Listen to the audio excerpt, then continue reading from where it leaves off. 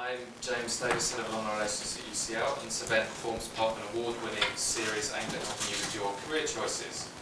I just wanted to take a moment to highlight that, as well as these events, there is also an Alumni Careers Mentoring Network where over 300 alumni have volunteered to act as careers mentors to fellow alumni and also to current students. And if you'd like to know more about that, then please come and speak to myself or a member of my team after this evening's panel. It now gives me great pleasure to introduce Professor Warwick, who is Head of the Department of Information Studies at UCL and the Centre for Digital Humanities, and who's going to chair this evening's illustrious panel. Claire Warwick, everyone.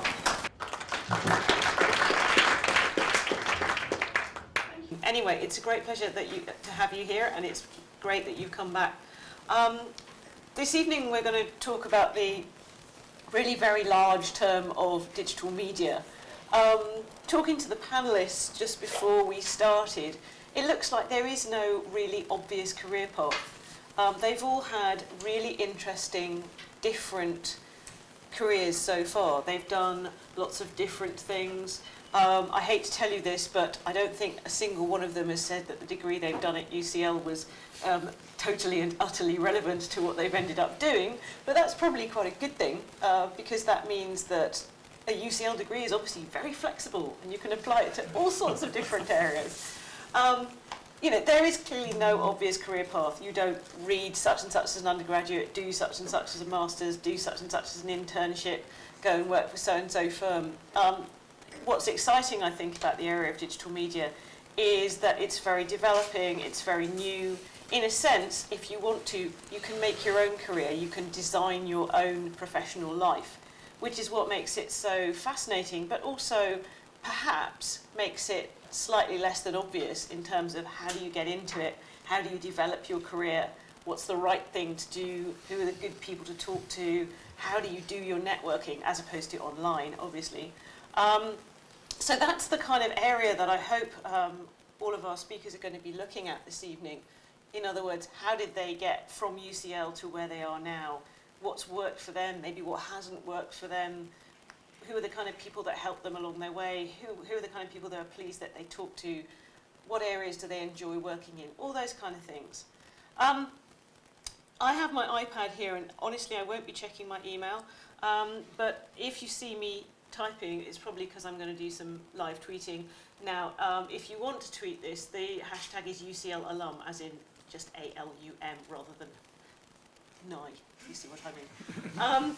So, you know, that's what I should be doing, and I'm sure you're very welcome to tweet too. The way we're going to do this is that we're going to have a couple of talks from two of the panellists, then we'll have some questions, probably about a quarter of an hour, or depending on you know, how things go in terms of the discussion. Probably the best thing to do in terms of questions is to actually address them probably to each individual speaker, and that I imagine that they'll probably be talking about things that are different, but maybe you might have questions that actually are equally relevant to each one, and then, you know, I'm sure they'd be happy to kind of deal with that. Then we'll move on to our next two speakers and have some more discussion, and we can just then open up the evening to more general questions if there are things that you want to ask, let's say, all four panellists. Obviously, there's time to have some more informal one-to-one discussion with our panellists afterwards, so you're very welcome to stay and talk to them once we've finished the more formal element. Although, I'm hoping that given that this is about digital media, and digital media is quite a kind of relaxed and generally less than formal kind of medium, this won't be too staid and, you know, programmatic. So anyway, I think the people you really want to hear talking are our panellists. So I'm going to introduce, first of all, Poppy Dinsey, who is a digital entrepreneur, as she describes herself, and also a blogger. And she's a graduate of SSEES. I think she's our most recent graduate on the panel. And so I'm going to ask Poppy to speak first. Poppy. Should I go from university onwards? Please do, yeah. Won't bore you with my birth onwards. So I graduated in 2008, so I just turned 25 this week, and I actually started working whilst I was working in digital whilst I was still at UCL, and I think that really helped because I wasn't I had people on my course that had never worked a day in their lives, not even in like a Sainsbury's or a Costa or something. So to actually graduate with a couple of years behind me, and as digital is still obviously like emerging now, but it really was very kind of early on as such a few years ago.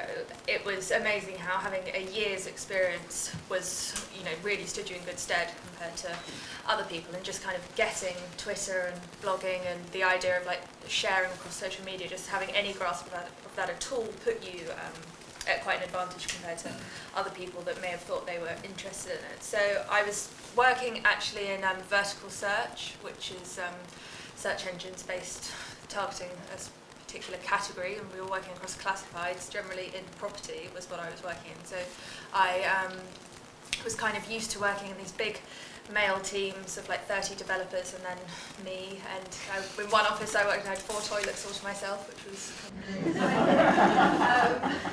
and I carried on doing that and working property, writing about property, doing a lot of kind of online stuff and doing a lot in the US as well, which was a fantastic experience. I was very lucky that my employers allowed me to be kind of working on deals with the Wall Street Journal in New York, and I was like 21, I suppose, 22, kind of going to these big meetings in America, feeling much more important than I was, definitely offending quite a few Americans along the way with my like, odd sense of humour. And I decided I was into fashion, not necessarily any more than any other girl like my age was, but because I worked in this very male environment, if I had new shoes or a new handbag, I couldn't get anyone remotely interested in my office about it. So I started posting photos of any new purchases on Twitter, and other people were more excited than the boys in the office were. So I decided as a New Year's resolution in coming up to January 1st, 2010, to actually post a photo every day for all of 2010, to wear a different outfit for that every day of that year, and to kind of do it as a blog. And remarkably, by May of that year, it had taken off enough for me to have actually quit my job and focus on it full time. And I started syndicating content to MSN and writing for like magazines and newspapers. And in September of last year, I relaunched really my website as it is now, which is a outfit sharing social network as a website and an iPhone app. And now we've got thousands of people around the world uploading photos of what they're wearing, and we send traffic out to retailers, and that we make money through affiliate stuff. And then we have like very bespoke brand partnerships, and so we can do like really cool campaigns. And eventually the idea is we've got the most amazing set of data, because we know what you wear, how often you wear it, where you do shop, where you don't shop, for which garments you buy in which places, where you live, where you wear them, etc., etc. So that's kind of what I do. Is there any relationship at all between what you did at SSEES and how you ended up doing what you did? Yes, so I don't think anyone in here went to SSEES from looking at this list, and sometimes UCL forget we exist, but we are a part of you. SSEES is the School of Slavonic and East European Studies, and I studied economics, business and East European Studies there. So I, obviously economics and business is useful for starting a business, but when you get into second and third year, you can take units from, it's got a funny name, I can't remember, Management and Science and Innovation or something. MS&I, yeah. Yeah, MS&I. So I took courses from there for some units for like year 2 and 3, and it's very funny among my peer group what I do as my job, because they all find it hilarious that we did lots of like mock business plans and what would you do if you ran a company, and they're like, God, you actually do the like rubbish we did at uni kind of thing. So in some sense I do it. I don't do anything with regard to Eastern Europe as such, but a big part of what my course was emerging markets, and it was about Eastern Europe and the potential there, but generally it was looking at I guess things that are emerging and being able to take advantage of them and getting in early. So in some senses that is what I've ended up working in, and just as my friends from uni can be very envious that I get to do stuff with celebrities and fashion and like exciting things. I'm often jealous that they're working at Goldman Sachs and wearing a suit and doing kind of cool stuff in Eastern Europe, which is kind of once upon a time I wanted to do myself. But I do think, I don't think I was necessarily clever enough to do the course that I luckily got in. I think it's probably easier to get into SSEES than it is to get into UCL. I don't think I've got onto pure economics here. And the course was really, really hard, to the point where I was one of, I think, 3 English people in my year group, and we'd often be given things to read that were in Polish or Russian, and that was the required reading for that week. And I'd be lucky if I can order like a bowl of chips in France, so my language skills weren't really up there. So the course was genuinely hard, and looking at some of your courses that you've studied here, I think as much as uni for some people is a massive DOS, I did 3 years of quite hard work, and I think that actually stood me in very good stead for working kind of non-stop ever since. Because I don't think anything's been easy for me since like year 9 SATs, actually. When I speak at schools, I actually say GCSEs are the hardest, and it gets kind of slightly easier from there. Great, well thank you very much, Poppy. I'm now going to introduce Wright. He is the Chief Digital Officer for OMD. Now, I'm going to leave it to him to explain what a Chief Digital Officer is, because he can do it much more wittily than I can. Okay. Yeah, hi guys. I'll explain what Chief Digital Officer is. Basically, I'm the oldest guy in the agency who understands digital. And with a lot of our clients, they don't want to see 22-year-olds with trendy T-shirts, so that's where it goes. Okay, so no offence to anyone who's 22 and trendy, of course. It just is. It's a client issue, and as Peter knows, clients are difficult things sometimes. So my career is an interesting one, I suppose, in the sense that I came out of UCL in 1987, which is a long time ago, and walked into a very dull job working for a bank. And just discovered very quickly that I wasn't really set up for banking, but it kept my dad happy because I owed a bit of money, so I needed to get something sorted pretty quickly. And a friend of mine, who is now a journalist for the BBC, rang me up and said, come over for dinner, and we were chatting, and he said, oh, I'm doing some freelance work for this company called Sky Channel. And Sky Channel then was owned by Rupert Murdoch, but it was very unheard of. And they said, oh, they're looking for people to do sales jobs, to sell to advertisers, sell advertising space to advertisers. So I said, well, that sounds a lot more interesting than the banking job I was doing at the time. Went for an interview, got offered a job, mainly on the basis they thought I was mad to leave a safe banking job to go into work for this startup. And it was a startup. It was the most chaotic organisation you could possibly imagine. And I know that sounds quite difficult because I'm sure you will have perceptions of Sky as it is now, but it was carnage, and it was amazing they even got off the ground in some cases. So I spent 11 years working at Sky, which was a fantastic learning curve. And it is the best learning curve I think I ever have expected, because of the changes that business went through, the entrepreneurial spirit that it had within it, and the fact that it was just constantly knocking against tradition. And you've got to remember, the UK market for television before Sky launched was 4 TV channels. We now have 600. So 4 TV channels we doubled it overnight by launching Sky One, Eurosport, Sky News and Sky Movies. So it was quite an interesting thing. And I think the great thing I learned there was, there's always opportunity for things to change. And I was never going to be happy in a place where it was always the same in terms of what I wanted to do as a career. So I went all the way through, did ad sales, and then ended up looking after commercially the first Sky website, the first Sky Sports website. Remember, 1999 was this crazy moment where everyone thought that the internet was going to change everything in about 3 seconds, and you needed, to build businesses, and they'd all build so rapidly that they'd suddenly be worth millions very quickly.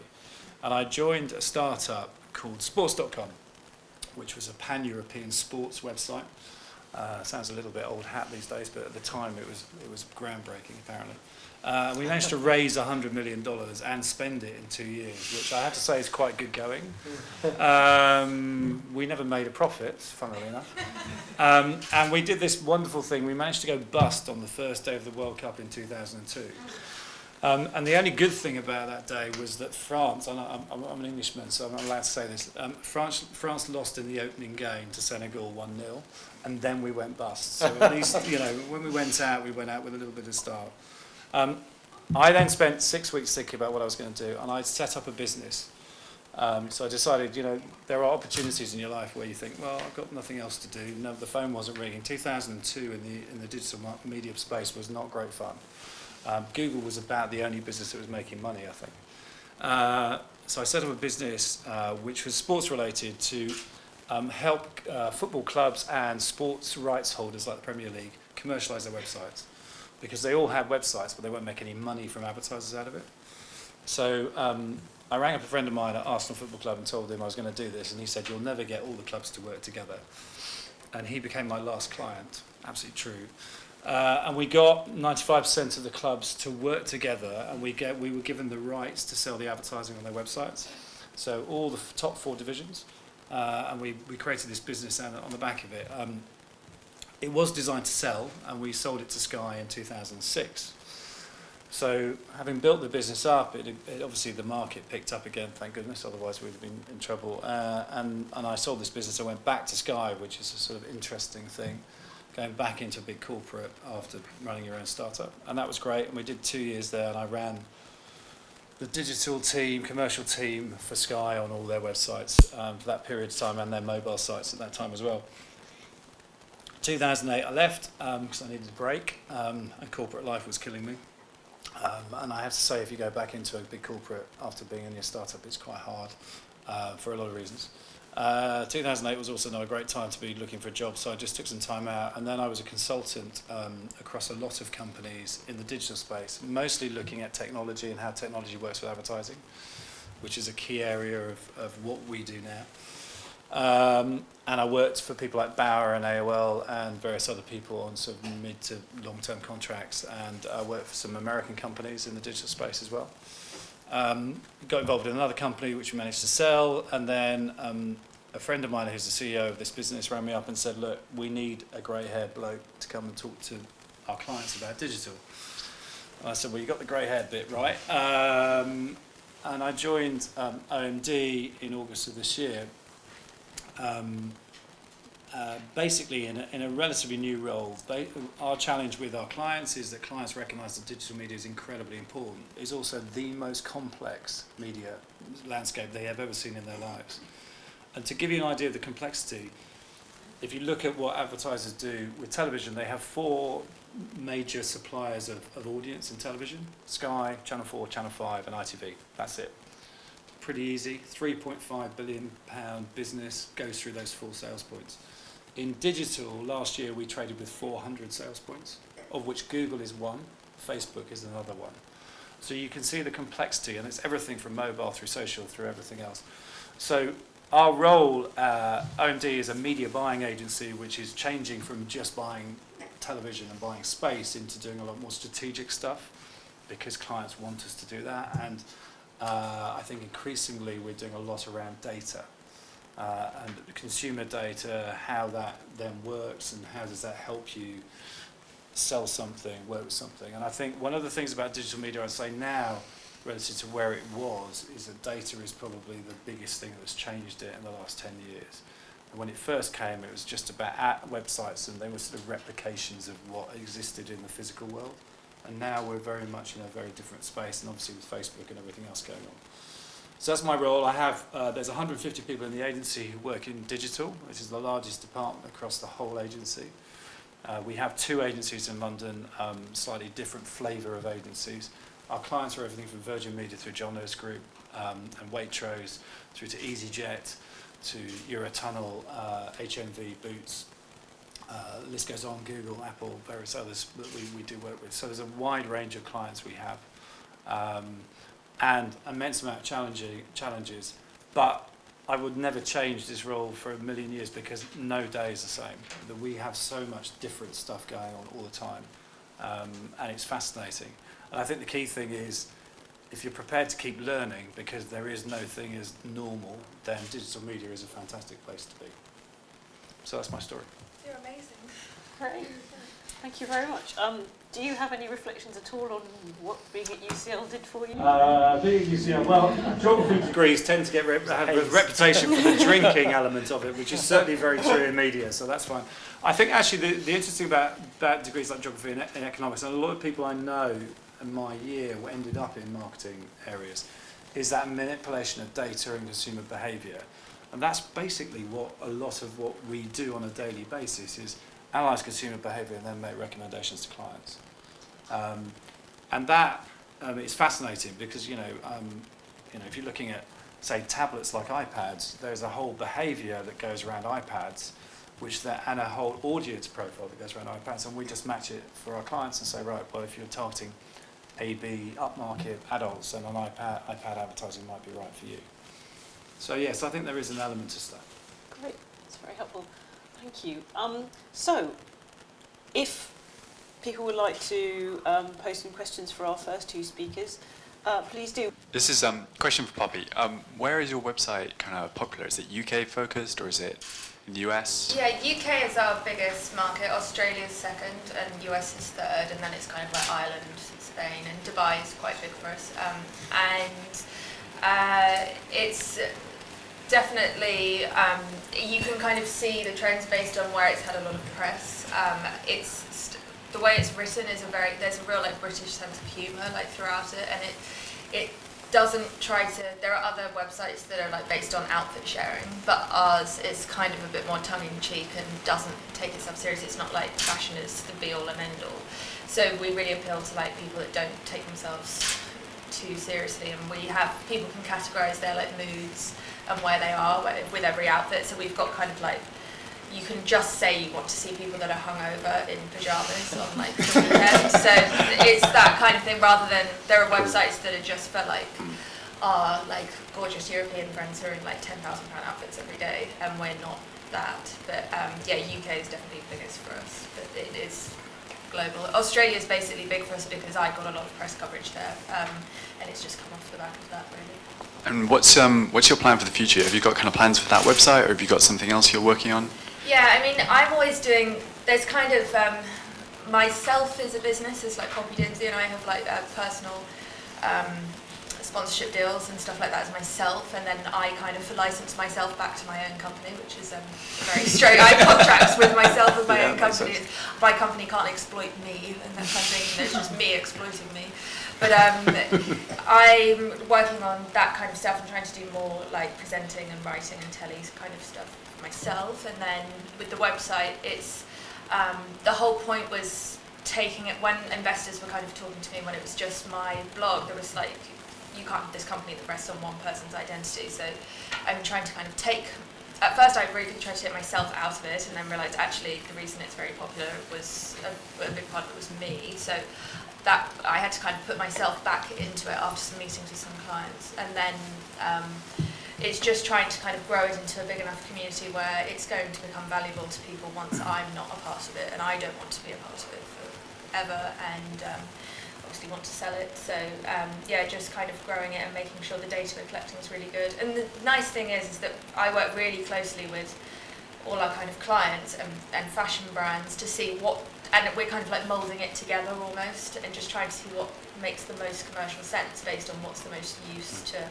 brands and the people that essentially pay us. So and then we work very, very closely with the community as well, because it's completely reliant on user-generated content. So if we piss anyone off, I won't have a business at all, because there won't be any photos on there. So just growing it, focused on UK but all around the world. Thanks. For Poppy, how important is affiliate revenue for your company? It's very important. People, you don't have to tag what you're wearing. Luckily, people do, because often they want to say my jacket's from so and so, and this. So the kind of tricky thing was, and this was a problem I was finding with my own blog at the time, was that if you're not wearing current stock, obviously you can't link through. And a lot of people wear vintage and that kind of thing. So we're trying to like sell now that vintage, say, goes to eBay, that kind of thing. But it is really important for us, and we do send a lot of traffic, obviously, to the fashion brands. But it's important, for me at least, I'll often work with brands to make sure that I'm often wearing stock that's coming into store or is in store now, so that we can like make the most out of it. Because often people are wearing dresses they bought 4 years ago, and people can't go on to buy it. But yeah, affiliate's big for us. Do you think that analyzing data limits creativity? or is it just kind of means you can be creative in a more efficient way? No, well, I think, yeah, it's an interesting question actually, because I think there is a fair amount of worry within the community, the ad community, that, you know, we're losing that creativity because data is becoming more prevalent. I think both can sit very happily next to each other, because I think the creativity is about the big idea. The data is about how you make that big idea work and how you make it continue to work. And I think that's the challenge that media agencies and creative agencies are going to have to get their heads around. That's what we've got to do, and that's fine. I wouldn't say, though, it's easy, because I think a lot of people who've been in media generally for a long time would say that data and process has nothing to do with it. It's all about, you know, the Mad Men moment, and we're suddenly going to be all fine. I don't think the world's going to be like that for much longer, but, you know, it's going to change. Sorry, Poppy, would you be able to explain a bit more about what you mean about affiliate marketing? Because I'm not sure everybody necessarily will understand that. So basically, it means if you're linking to something, you can have these affiliate deals with the people you're linking to, and you usually have a cookie period of like 30 days, and basically the company you're referring to know that click came from you, and if they then make a purchase, it doesn't matter what it is. If I linked to a fridge on Argos and then they buy, I don't want to talk about white goods, that'd never be what I'd be writing about. If they then bought, you know, a football kit or something from them, I'd still get a percentage of that. The percentage of the basket that you get depends completely depending on you know, what your deal is with the individual brand, and sometimes you've got affiliate deals with individual companies like John Lewis or whatever, and sometimes you go through a big aggregator like Affiliate Window or Paid on Results or Skimlinks or something, and yeah, it's just a way of tracking where the sales come from. Annoyingly, the same as with any advertising, we send plenty of people, especially in fashion, into stores, and I can't say that, you know, if someone saw me wearing a top-top dress, that if that then like sales went up in store, you can't track that, and that's obviously a problem with analysing PR and advertising generally, is you don't know if someone read it in a magazine or if they've just become familiar with the brand over time. So when we work with different clients, they want different things. Some people just want direct traffic that then converts to sales, and that's all they're interested in. Some just want traffic, and some are just happy for their brand to be being mentioned alongside our brand, and that's enough for them. So some people are all about affiliate stuff and other people are less interested. And similarly, some of the bigger websites, ASOS and Topshop, namingly, don't work. They work with very few affiliates because they, in their opinion, and they're quite right probably, they don't need to work with bloggers or content producers, because they're going to get the purchase no matter what. You know, people will find the products on their website, and if they went to me first and then went to there, they're then paying me say 2% when they would have got the purchase anyway. So they want to cut all the affiliates out, which they do. And they're big enough too, so you tend to find that better commissions can come from the smaller companies that really need you. Thank you. Yeah, my question's for Paul. What are your clients speaking about at the moment, and what do you think will be the key themes and drivers in digital media? Their biggest thing is mobile, and the impact that mobile has on what they are used to within the digital environment. And what you're seeing with mobile is obviously tablets and phones are really disrupting perhaps what the traditional way people have used websites and things have been before. So that's definitely one thing. Social, yes. I mean, what do you mean by social media? Is it Facebook or is it Google Plus? Or you know, social is about a lot of things, and I think it gets categorised but badly. But clients in advertising find social quite interesting because I guess they are used to campaign periods. So you set out a campaign and you say, right, here we go, we're going to launch a car and it's going to have 4 weeks of television and press and whatever else it happens to be, and that's all going to be great, and that's going to drive a load of people into the dealerships, and that's fine. The thing that social media has done is suddenly made brands being aware that they have to communicate with their customers for 24 hours a day, 365 days a year, which means that the idea of a campaign doesn't really exist on a social platform like Google Plus or Facebook. You have to be there all the time. Now that changes a lot of things within clients and the way they're structured and the way they behave. And there's loads of great stories about, you know, clients getting social wrong, because I mean the Daily Mail loves all this stuff. You know, as soon as, you know, a big brand gets something wrong in social media and pretends it's one thing rather than something else, then they're all over the place. So social's a very big part of it, and it's a business change within clients, I think, rather than just an advertising thing. So mobile and social are the key things. The other area is the one thing that we're doing a lot of work on, which relates a bit to what Poppy was talking about, is called attribution modelling. Now, the great thing about digital media is you can track where people come from before they make a purchase. That's fantastic, but the question is, how do you attribute that purchase, that actual final transaction? Because the model in digital media has predominantly been based on clicks. Now, just because someone clicks on a particular website and goes somewhere, does that mean that that website has actually been the deliverer of the message that made that person move, or is it something else? Just stuff you see on Facebook, stuff you see on mobile phones or whatever, really, how does it all work together, and which is the most effective placement that an advertiser should look for? Because one of the challenges with digital media, and it relates back to what I said before, is I think that there is so much choice.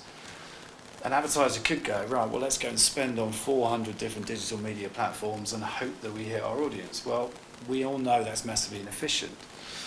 We know we'll end up showing ads, and I'm sure you guys have experienced this in your own lives. You know, you go on certain websites and you keep on seeing the same ad and you think, that can't be right, there's something going wrong there. There's a whole load of complexity of why that's happening, but it's not efficient for advertisers. So that is a big area for us in terms of helping clients work out what is the right amount of money to spend to achieve a certain result in digital, rather than what's happened, I think, which is a bit of oh yeah, digital's great, we'll just put money in there because it's got a click on the back of it. So those are the three key areas we look at the moment. Search, and I'm not discounting the other areas because they're all important. So search is an ongoing discussion. All our clients talk to us about search and what they should be doing in search and what they're doing well and what they're not doing.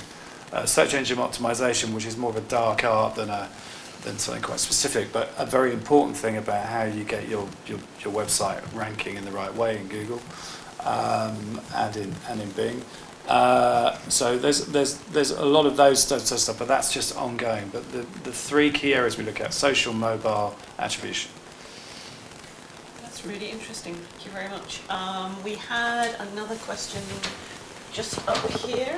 My question is for Poppy, specifically about fashion. I used to work in affiliate sort of shopping, producing content. Do you think there's any future for retailers and brands that produce their own content, or should they just look to bloggers to sort of pay them for things? Do you think that there's any way that they can produce their own content in a non-cynical way, and it's more, because people love bloggers for being genuine, like is there any future for retail in that sense? Yeah, I think fashion blogging in general can be really boring, and people often ask me, like in magazine interviews, I'm always asked what my favourite fashion blogs are, and I generally don't read them because, you know, it's like every single girl in the world's thing at the moment is to write her opinions on stuff, and I think the bloggers that succeed are good writers and, you know, are kind of people that could have been journalists or they could be doing that kind of thing. And when a lot of brand blogs will do something, say it's been a red carpet event, you'll see every single brand with a photo, the same kind of you know, Getty photo or the same like stock photo of something, a really kind of inane commentary on it, which could have been written by anyone, and then like a link to like, oh, this was a red dress and we've got a red dress too. So I think it's fine if what they're doing it for like SEO purposes, or they're doing it so they just have like fresh content on the site, but I don't think it's something that's actually interesting to read. And I think brands would be better off investing in just using social media better. And you see some brands like Model's Own, the nail varnish people, they never link to their own content. You know, they're constantly tweeting links to like stories, but they're always to other blogs or other websites, and actually that becomes much more interesting. And then they've got a massive following on Twitter, which then means when they're then tweeting links to their sales and that kind of thing. They get a lot more clicks because actually they are sharing interesting content rather than their own content the whole time. We have another question. I think there's another one up here. Hi, it's a question to Poppy. What tips can you give for beginner bloggers in terms of people who are not very technology savvy? The important thing to know is that it's so easy to like start, and I get some people kind of coming up to me and being like, how much do I have to pay in hosting? Like, do I need to download WordPress? And the honest truth is you just like don't go at it, go crazy in the beginning, because you can use a really easy free tool like Postgres, or I don't like Tumblr, but you can use Tumblr, or you can use the hosted version of WordPress.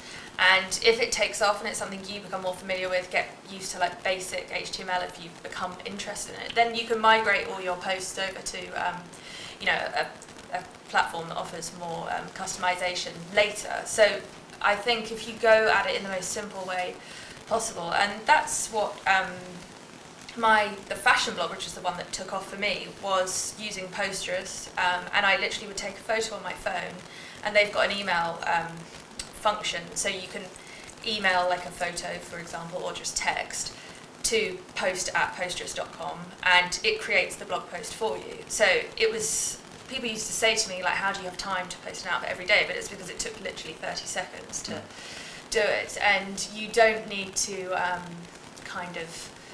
go crazy with it in the beginning. The main important kind of tips I would say is to kind of be consistent. If you kind of say to yourself, I'm going to write about 3 things a week or 3 times a week, then do that and keep up with that kind of rhythm, because I see people get really excited and do like 30 posts in their first week, then forget about it for 3 weeks, and then kind of go mad again. And it's not like there's not a set recipe for doing X amount per week. It's just more being consistent, writing with the same kind of tone of voice, covering the same things, and you'll find if you do build up an audience, it can be then quite hard to switch into the audience has been built on that tone of voice and that content and that kind of thing, so you might end up stuck with what your audience demands by that point. But just sharing stuff on Facebook amongst your own friends, on Twitter if you're on Twitter, and you will see things kind of grow eventually. And there are so many, like in fashion and beauty and that kind of thing as well, there are the amazing blogging communities and people meeting up offline and really wanting to help each other out, because so many people are only just starting now and really need the support of each other. I'm going to hand it over to Peter Cowley now, and he is the only genuine person who did computer science on the panel. So in other words, this is quite surprising, because we've actually got someone who's working in digital media that could possibly be described as a geek, but I'm not actually sure that that's really how he'd describe himself. So I'm going to hand over to Peter at this point. Thank you, Claire. I did computer science with electronic engineering, so I was based in this building here, which brings back some near nightmares, I think, of missing lectures because I got up about midday. When I was at UCL, I worked as well, and Poppy's advice, I think, is good. Get experience where you can. I began as a cycle courier, actually in 1986, which is about the time I think they began to come in to London. So I know my way around at least West 1 and the city, and I got paid per job. And I was in the Hall of Residence on Maple Street, whatever that one's called, Ramsey Hall, I think it was back in the day. So I could do lectures, get on my bike, deliver parcels, and be back for the next lecture. So that was the beginnings of my entrepreneurialism, although I didn't probably know how to spell the word back in those days. But my real thing that I put on my CV to get my first job was I ran the engineering bar here in this building. I don't think it probably exists any longer. And I made a profit, which was unusual, I think, back in those days, from a student running a bar at UCL. Everyone used to give free beers to their friends. I had a choice when I left UCL, and I'm a big believer in gut feel and taking the opportunity when it comes. There were 3 different things I could have done. One was learning French in France, which was probably what I would have really liked to have done. I had a place at a college in the south of France, and it would have been sunny and lovely. and I could have met a beautiful French woman or something like that. I had a place doing a PhD at Edinburgh University designing silicon chips, which would have probably made me an absolute fortune. But I didn't choose either the romantic or the money-making one. I got possibly the lowest paid job I could imagine compared to my peers. I went to work for an advertising agency in Soho that actually probably turned out to be a very good choice of mine, joining a graduate scheme of an agency called BBH, who a creative agency. But back then, they also had a media department, so some overlap with, I guess, what Paul said, although I don't think they use words like social media, mobile, attribution. Back in those days, it was what was the Barb rating on Coronation Street last night was probably what I dealt with. And I'm sort of convinced probably two reasons I got the job, I think, in hindsight. I was the first engineer to work at the agency. One was they were moving from looking up TV ratings from booklets to computer systems were beginning to come in, so they felt I might actually understand how to boot up a computer back then. And the head of the agency was a huge cricket fan, and I could play cricket, and bizarrely enough, however big our client meetings were at Wednesday on a 1 o'clock in the summer, I went to play cricket, which I think was a thing of the 80s back then. I probably don't think it happens at PhD any longer. OMD any longer in terms of...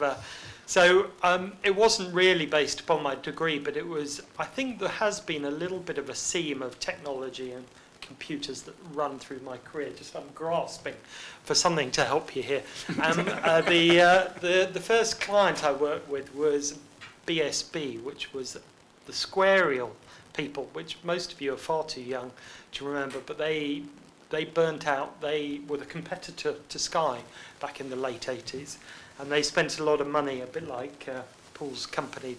He joined in the dot-com boom, and I had a fantastic time, but they eventually got bought by Sky.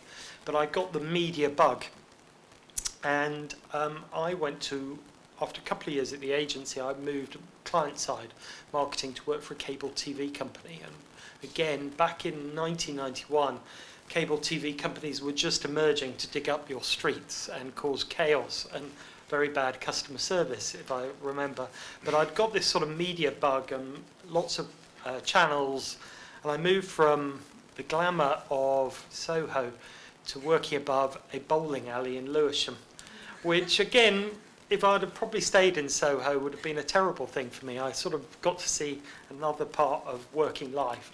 And it was quite entrepreneurial again, and it's a theme that follows through my career.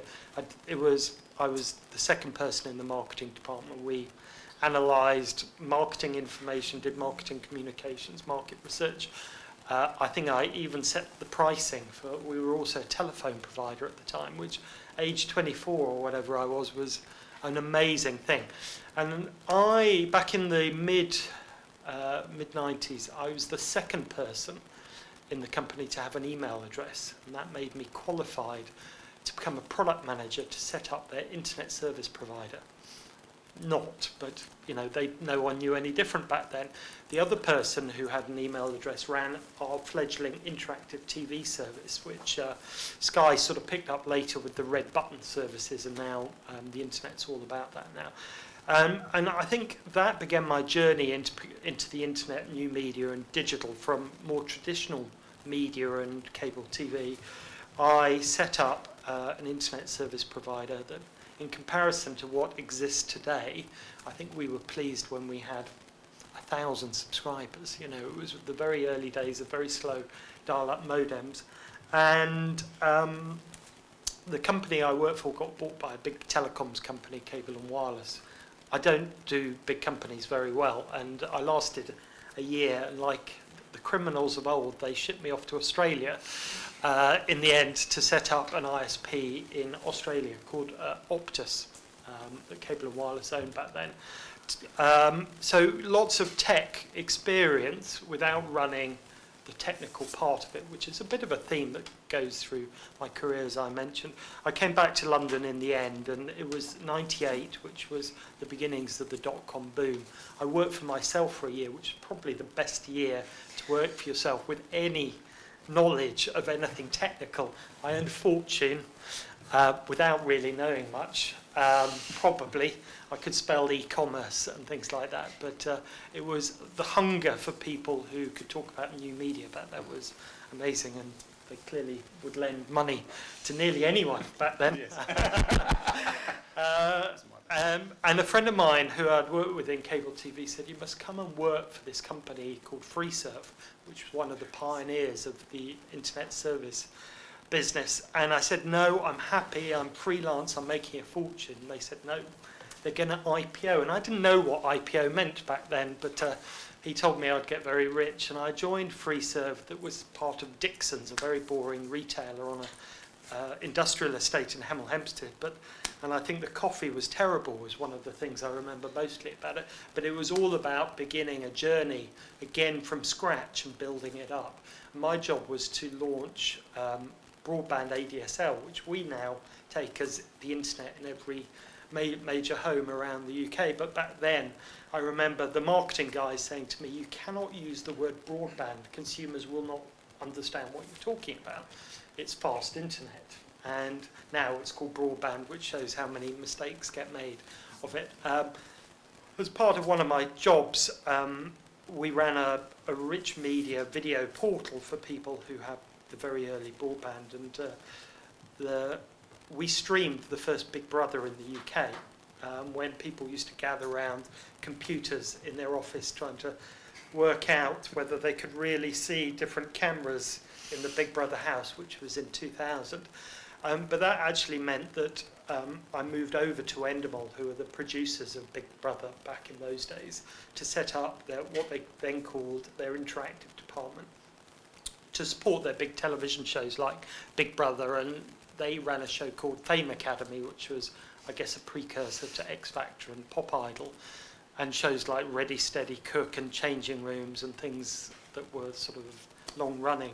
Fascinating area, back into mainstream media, but using user behaviour and consumer behaviour. Paul mentioned it quite a lot, and I think if you can understand how people use digital media, social media, you're halfway to having a job in this space, I think, because the analytics, the understanding of the journeys from one place to another, and how you can use creativity and content to do that is a great way to understand digital and new media. And I think through my career, I came from an analytical background, and that's with a technical knowledge, and that really helped me be able to bridge the gap between creativity, technicalities, or technical infrastructure, and understanding consumers. And if you can triangulate those things, I think that's very, very powerful as you try and understand possibly the careers you might want in digital media.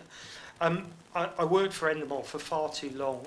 They became a very big company, and just to remind you, I don't like big companies. So I left to set up my own business, which is where I am today, Spirit. But Spirit, I've decided to go very plural in terms of what I do.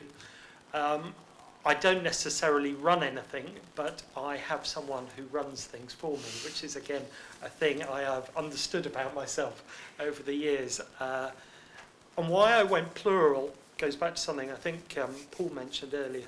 Digital media is many, many things. That could be blogging, it could be video streaming, it could be Google, search engine, it could be Facebook and social media and all these things. And I really couldn't really guess what was going to be the big thing. So I've gone plural, I've gone portfolio, I've tried to back quite a number of horses to try and work out what to do. And just to give you a range of how boring I am in terms of backing lots of horses, I'm a non-exec director on a social games business. I'm a non-exec director on a mobile video company. My own company, Spirit, creates original content for digital platforms and works with producers to try and extend their media brands into the digital space. I'll give you a few examples in a minute. I run a social media agency again, a tick for the future. But probably the most interesting business of all, which comes back to something Poppy mentioned, I run a product development business, back to my technical core. But the thing I try and do in my product development business is match online publishers, which could be a blogger or it could be MSN, to e-commerce platforms. In the old days, as in now, most people pay for advertising to keep Paul in business, to move you from a publisher to a commerce site. My business tries to blend the two together, and I think this is about user behaviour, it's about commerce and understanding how technical platforms work, the triangle that I talked about before. And the first product that I've got out the door, and probably the only one I can really talk about here, is in food. And I know there's someone here from Tesco, I think I saw on the thing, but you don't need to put your hand up. But what my business does is takes publishers who have recipes on their website or their mobile site, and I read the recipe digitally. I go off to an online supermarket. I see if I can match the ingredients in the recipe to what is in stock in the online supermarket. If I can, a little button appears on the website which says buy ingredients. If you press the button, it drops all the ingredients into your online shopping basket. And for me, that ties up the sort of technicalities of what the web is about. Google has shown us how to do it with search, and this is a matching engine, and also allows you conveniently not to have to retype in your ingredients into the shopping basket. And I get paid by the supermarket as an affiliate, which is back to Poppy's business, which I think is a huge area of growth in terms of monetising or commercialising content and services. And I triangulate the content, the commerce and the technicalities to create a simple solution for the consumer, understanding user journeys and the data that goes with it. So all of the things we've spoken about. So I do quite a lot, but that I think is an area which I sums up my background and hopefully might make me some money in the future. Great. Thank you very much, Peter. Is this on or not? That doesn't even make much difference. Yes, it is on. Finally, but absolutely not least, because we've been talking a lot about Google this evening, Sarah Drinkwater, who works for Google, but amazingly enough, comes from a background in my own faculty, which is Arts and Humanities. So when she was here, she was an English student. So again, an interesting journey to hear about. Well, I graduated in 2003 in a really obscure master's in Renaissance literature, which I loved, but and really it was kind of sitting around reading 900-page books, digesting them, so not very relevant to what I do now, I guess. And I was really lucky. I got a job at Penguin when I first graduated, working in publicity. Unfortunately, after about 2 weeks, I realised I hated it and was very bad at it. And it was the kind of job where I think the best thing I did was write the press release for a handbook of knots. So I quit after 8 months, and I went and worked in Bang Bang on Goose Street as a clothes buyer. And I loved that again. It was a great job. But after a few years, I decided I wanted to move on. And I did a 2-day course in sub-editing at the London College of Communications. And I met a girl there called Rosie Swash, who I got on with really well. And she worked at The Guardian. She's still there, actually. And she mentioned to me that there was a job going on The Guide, and I applied for it. I didn't get it, but I got down to the last 5. And they took me on as a freelancer. So I left Bang Bang and went and worked in journalism for a bit, print journalism. And this was in sort of 2005 or so. And I'd always had various blogs, I guess, and it kind of started to frustrate me that they would always sub-edit my work. So you'd kind of see it in the paper and it would look very different, and they would have taken various references out. They would kind of change your words so you kind of sounded, I'm not particularly articulate at the best of times, but they'd take things out and you'd read it and think, oh God, this has got my name on it. So after a few years of doing that and kind of working for women's magazines, and I kind of fell into doing sort of embarrassing celebrity journalism and that kind of thing, I started writing online, and I started a blog, my latest blog in 2007, and I guess I just really realised that online for me was an area that I enjoyed a lot more than print. And through blogging, again, I think Poppy was saying about the kind of community, because I think 2007 was still a comparatively small community in London. I met a lot of friends very quickly. A lot of them are my best friends now, really. And I ended up working at Wunderman, a big advertising agency, as a sort of copywriter for Nokia and Land Rover and that kind of thing. And because, again, Facebook I'd been in the UK for a year or so, and they asked me to start looking after their Facebook page. And again, I just really enjoyed it and realised that whilst I like social media, I don't want to just do social media. So I started basically looking after their websites and kind of growing their communities. And then I went to a review site called Quipe and looked after their UK community. And that was a startup, really. It was quite a small team in the UK. It was only 30 people. And when I heard last year that Google had a job going, I was pretty excited because they'd never hired a community manager in Europe before. So I was a bit like, oh, this is crazy. I had 9 interviews and I finally got the job, and I was very pleased. Quite a sort of, by that point I was a little bit like, for God's sakes, just give it to me. Hopefully, quite arrogant. And so at Google, what I do basically with community management, I always kind of say that I'm the middleman between the product and the user. So for example, I sit with the engineers. So the 2 brands that I work on Google Places, which is a review site that's integrated into our maps and our search. And really what I do ranges from online and offline engagement, so events, lots of kind of one-to-one chats, social media, a bit of editorial. But I also work a lot on, and this is kind of my techie side coming out, because I guess I've also quite a strong interest in that. I work a lot on kind of user journey and trying to make sure that users find the site as easy to use as possible. So I have quite a varied role. It kind of ranges from last night I was kind of hosting a champagne and oyster tasting dinner, to working with partners like Londonist to run, again, events and promotions, to chatting to our users and making sure they're happy, really. So quite a varied role within a massive company. So again, my role is always changing. And I think in terms of my time at UCL, I guess the thing that I found most useful was coming from the country and having grown up in the middle of nowhere, was the sheer confidence going to somewhere like UCL, you can't be a wallflower here, it's kind of impossible, really. And I think also digesting enormous books and coming out with 2 lines about them, I think that's quite useful for what I do now, is distilling things, particularly with things like Twitter. You have to be so incredibly concise the whole time. And I think, I can't, I get very frustrated when I see very long blog copy. I always think things are better when they're shorter, for me, anyhow. It's just my opinion. Great, thank you very much to both Peter and Sarah. Questions?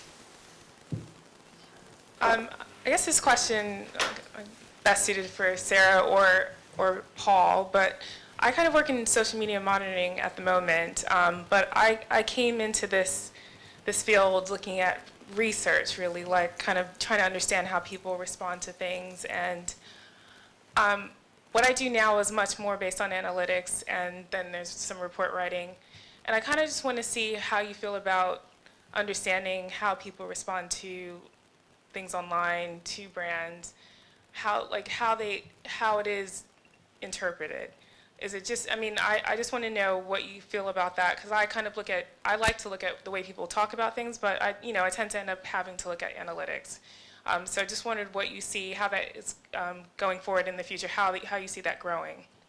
I think they're still developing. I went to a community management conference recently. I think they're still working on the kind of sophisticated sentiment analysis tools that we will find really interesting in our jobs. I think, my work is very metrics based, and I love that. I think when I first started in this field, it was so frustrating because you'd have the classic CEO who's like, I want 1 million fans by Friday.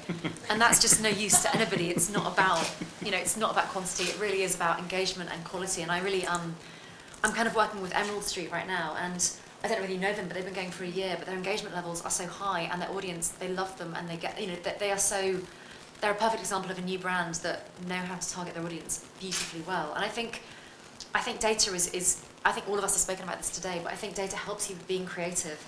And it helps you target more effectively. But I think target is, I know what you mean, it can sound like a harsh word, and I think particularly when I work a lot with Radian 6 and analytics, and I think it's easy to look at that and forget these are people and think it's just a data set. But I think ultimately the data will help you work on what you're doing better, address those people better, and find an easier way of making a connection. So I guess for me it's like a circle of data, people, data, kind of all tying into each other. But I think in terms of sentiment analysis, it's a massive growth area, and I know that I've got 2 friends at least working on various tools to improve that, which will kind of help us to look at a massive series of responses and work out exactly how people are feeling about a particular brand or a particular campaign, for example.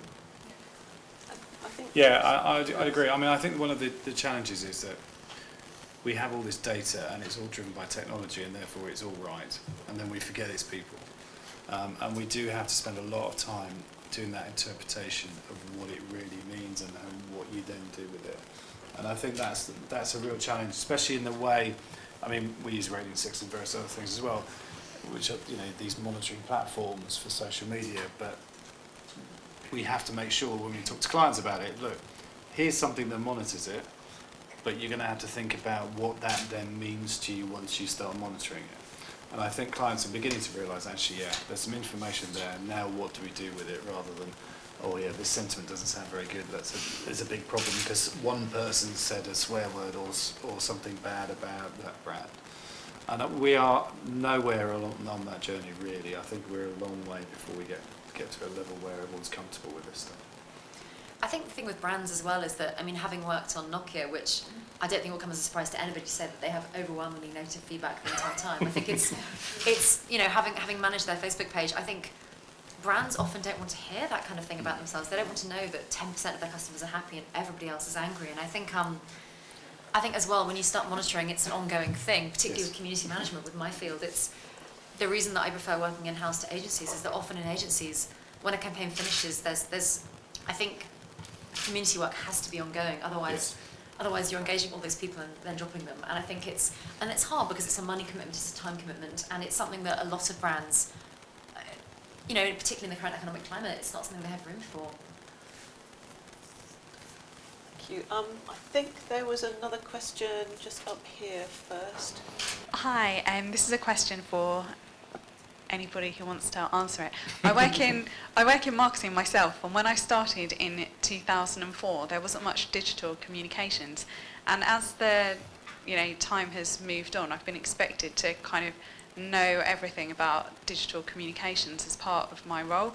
And I was just wondering, how do you keep up with the latest trends, and where would you find your information from?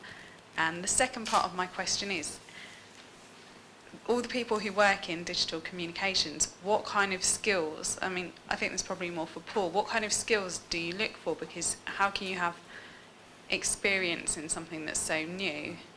Keeping up, well, okay, I'll start. Keeping up stuff, I think is a real challenge. I mean, I think our role really with our clients is to be the curators of what's really important and what is less, what's fluff or not fluff or just interference. I mean, and I say fluff, I mean, one of the biggest problems in digital is there is a hell of a lot of money that's gone into digital businesses, and a lot of them are Me Too businesses, and they all come in and tell you how wonderful their technology is and the whole thing's going to be fantastic, and yeah, don't worry, just give us £50,000 of your client's money and you're going to look like superstars. I can guarantee you most of them will never make that happen for you at all. They'll be a complete disaster. So what we have to do is we have to be the curators, and the challenge then is just to work out what the really important stuff is and what the unimportant stuff is.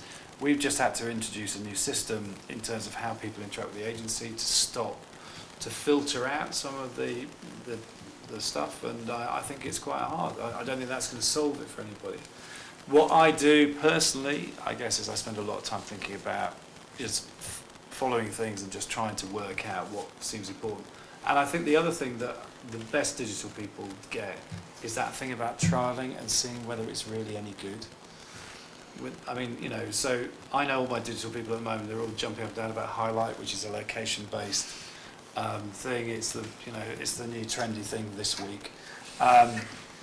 And actually, it's really interesting because most of the people who are on Highlight, basically, it's a location-based app that allows you to work out other people in the same area that you may have a connection with, either through a Facebook connection or an interest or whatever. So it plugs the Facebook social graph and tries to work out whether people nearby are interesting to you.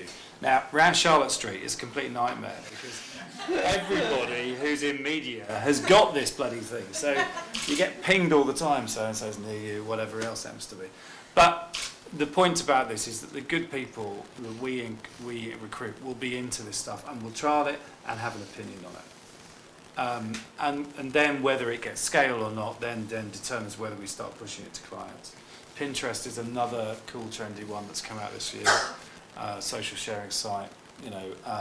We're starting to see quite important developments of that for our e-commerce clients now. I think that's where we see it going. But it's a challenge. So I think that what we look at for people, so the second part of your question, is that desire to understand all the time, just to try and learn and try and interpret If people try and box digital media into, I want to understand it completely and it looks like this and that's the only way, that's never going to work. And that requires a different group of people, I guess, a different people set. There is a good newsletter, but they were very general digital communications, which I use, e-consultancy, if you don't already. I mean, there are lots of more bespoke ones for social media and stuff like that. They've just been bought, I think, Mashable, the one I use for social media. But e-consultancy gives you tips and stuff like that, which for more general knowledge, and their training courses that sit behind it. I'm not involved with them at all, but I think they're a fantastic business, and they do the basics really, really well for digital communications. Poppy, did you want to Yeah, no, I was going to say, again, it probably sounds like really cliche, but just to add to what Paul said, you have to kind of live it. And I do feel sorry for people that have worked in, say, traditional marketing and then digital's been thrown into their mix of skills they're supposed to have, whereas I was blogging when I was 12 because I loved doing it, and for me to spend my spare time trying to figure out if Pinterest is going to be an interesting traffic driver for us, or if it's just going to mean people are looking at our content on a site that isn't mine, and then I can't monetize it, they're monetizing it.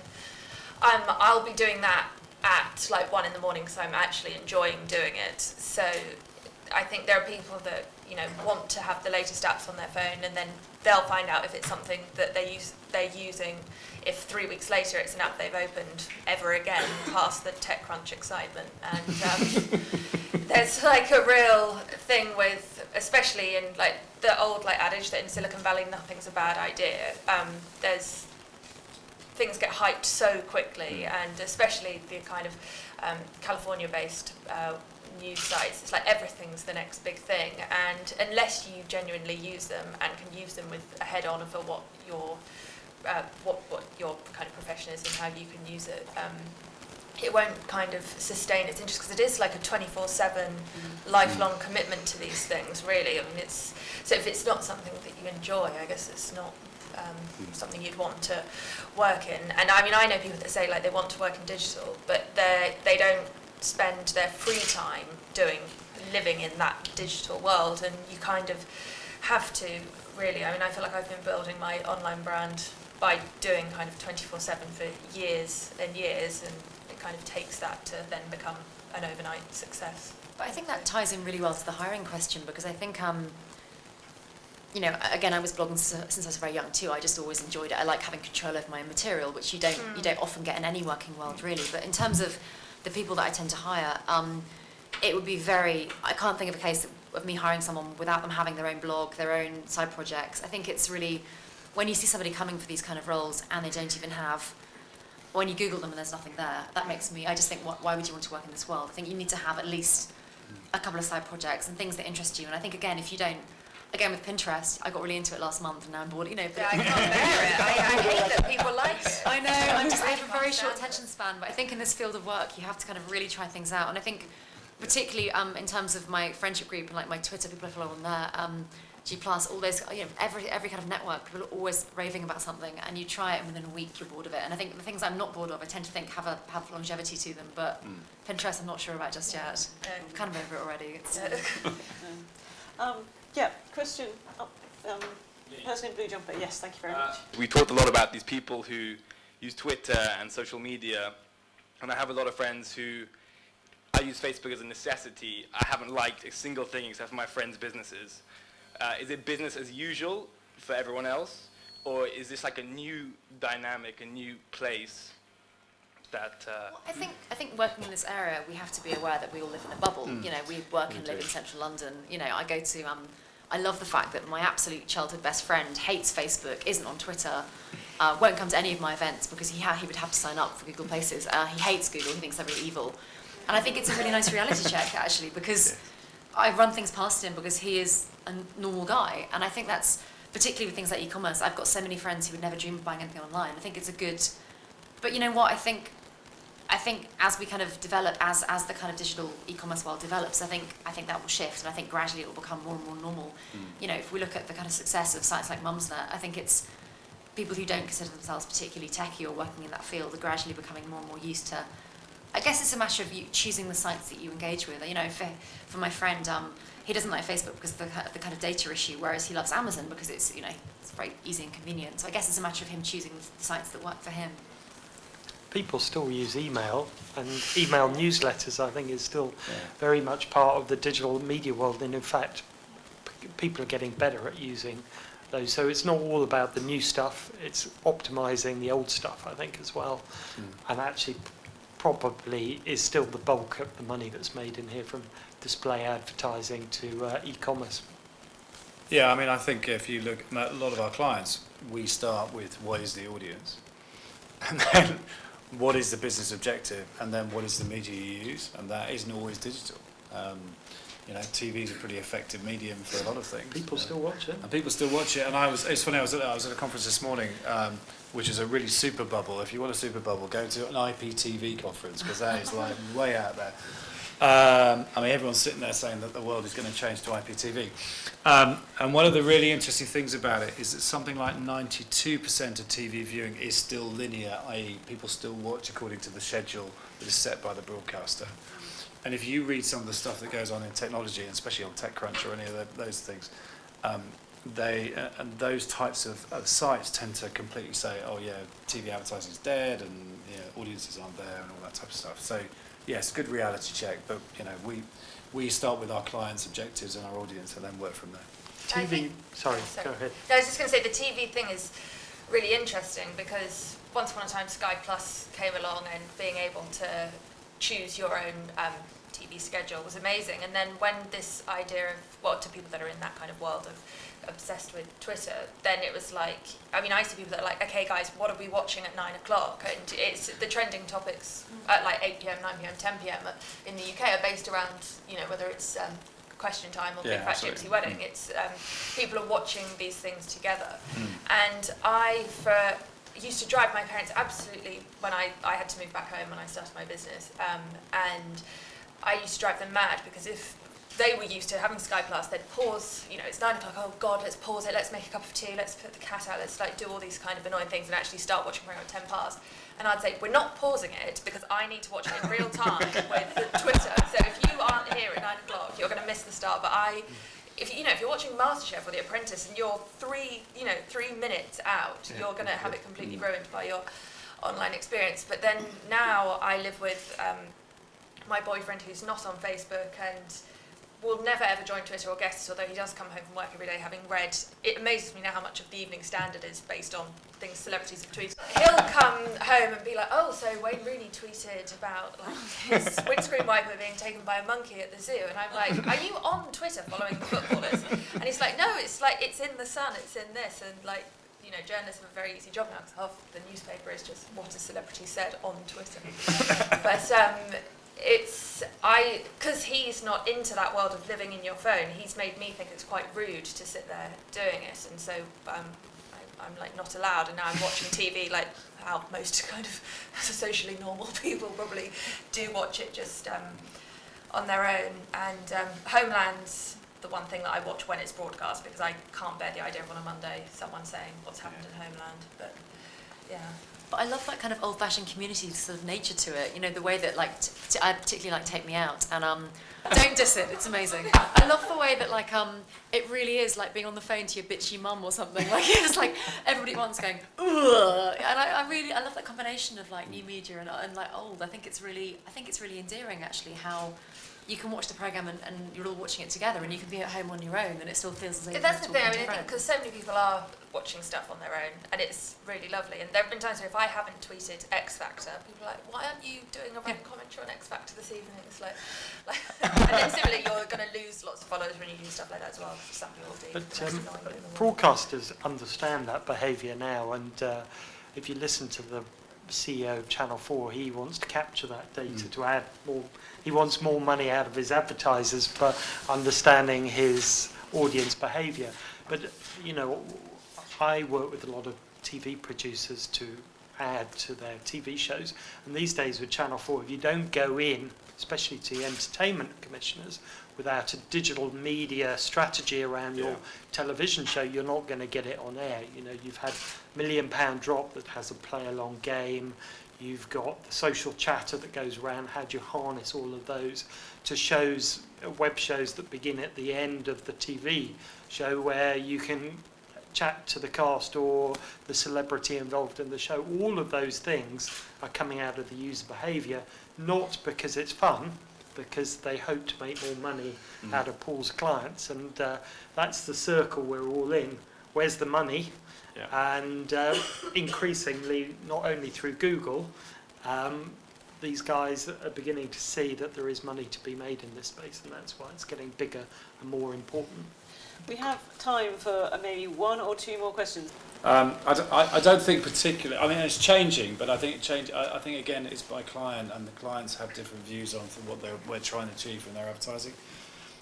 So, for example, we did some work with Starbucks on their free latte thing that happened last week, which was a promoted tweet and was a whole load of other media. And that was really a sales promotion exercise. I mean, it's an advertising exercise as well, but it's a sales promotion in terms of getting people in store and showing what the new offering for Starbucks was. So I think, branding, direct response, all that type of stuff. I think the one thing I would say is it's getting a lot more merged together because of data, and I think that's where the things have changed. Because it used to be, people would say, right, we're doing a brand campaign, which was, nice big. Let's take a car company. It's a shot round a couple of nice roads somewhere in Switzerland and all that type of stuff, and then it'd say this great new car's out, and that would be about it. No real response, and then other areas of media would be used to try and get a response or get a test drive or all that type of stuff.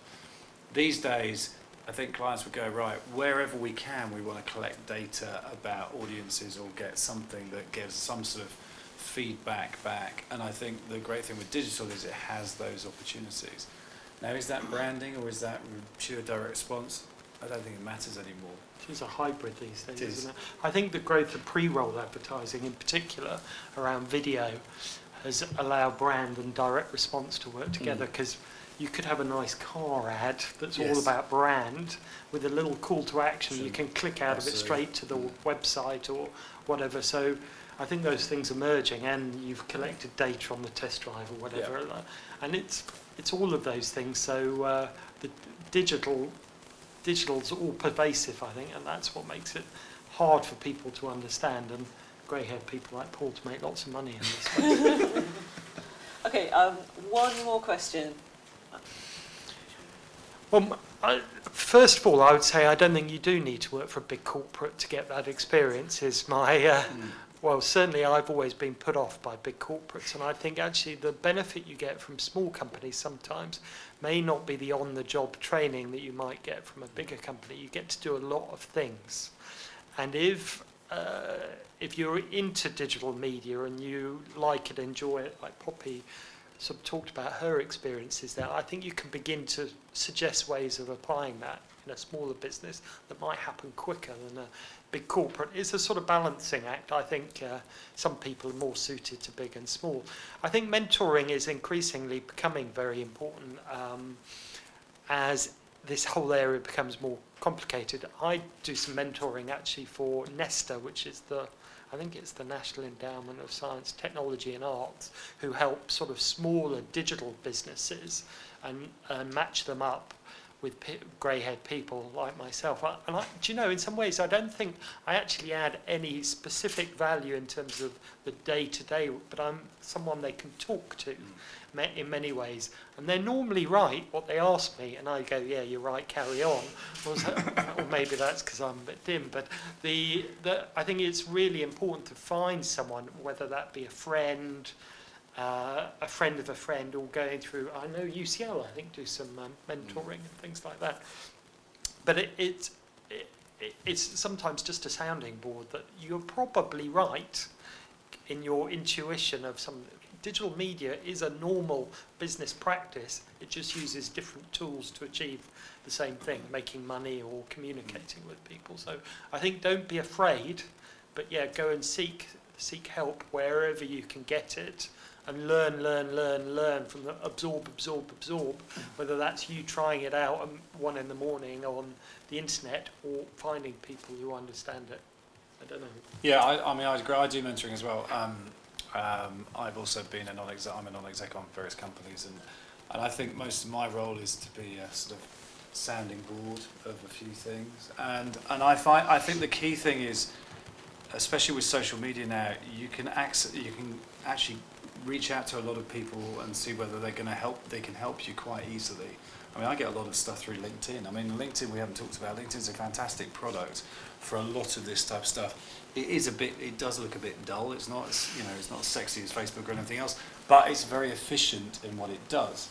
And a lot of people come to me, and I do some investing and stuff, and they come to me and ask me advice and stuff, and I'm very happy to work on that. And if you find one or two people like that, and there are quite a lot in the digital space now, I think then utilise those things.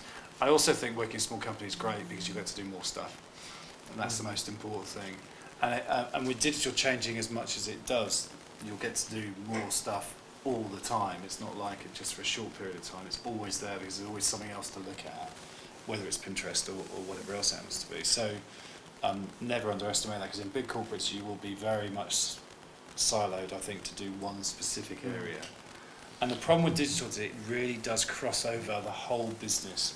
It's not, take social for example. We talk to clients about social. Social hits every department that wants to have an opinion, whether it's PR, whether it's marketing, customer service, all this type of stuff. So, small companies, you get on and do it. Bigger companies, there's a lot of big fighting and lots of internal meetings deciding who's going to do it, I think. I think that as someone that started a company only recently and was looking to people like Paul and Bruce for advice, I mean, the thing I find most important I don't really have people that I see as my mentors as such, but there are people that you have to keep you sane, people that you have to go out and get pissed with and be like, is it supposed to be this shit at the moment? And they're like, yes.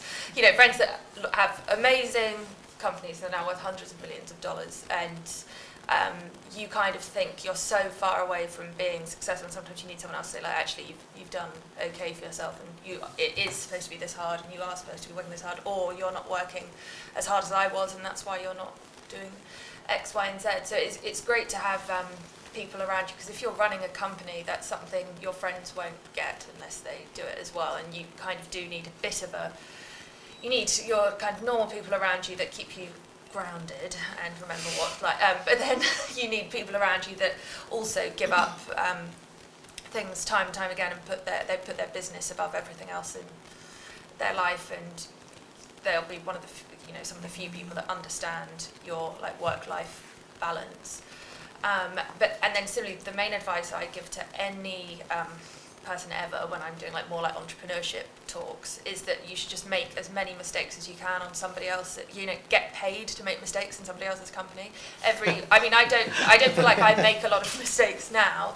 Every mistake I make is my money, and even things like when I'm going, when people say to me can't you just, if it's a matter of taking a cab or a tube to something, and it's like, oh, you can just expense it, and it's like, yeah, but it's my company, so I'm just expensing it to myself. So suddenly when it's completely your own money, your dynamic's very different. And similarly, when it comes to going for investment, friends that I know that had big rounds quite early on, they just pissed it all away because it wasn't their money. Whereas when you're bootstrapping, you are amazingly efficient when it's your cash and you've changed your living arrangements and your quality of life to invest in your business. It's amazing how much you can get done.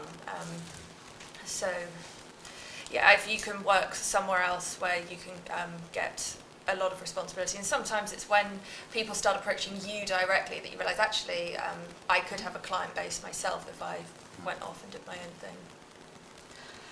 I think we should probably, I know there are lots more people who want to ask lots of questions, which is great because it means that all of our speakers have raised so many fascinating issues.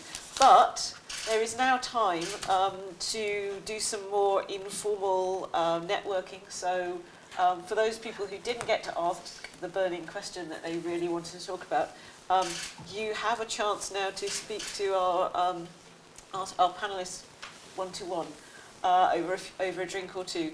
But first, before we do that, I hope you can just join me in thanking once again our speakers for such a fascinating evening.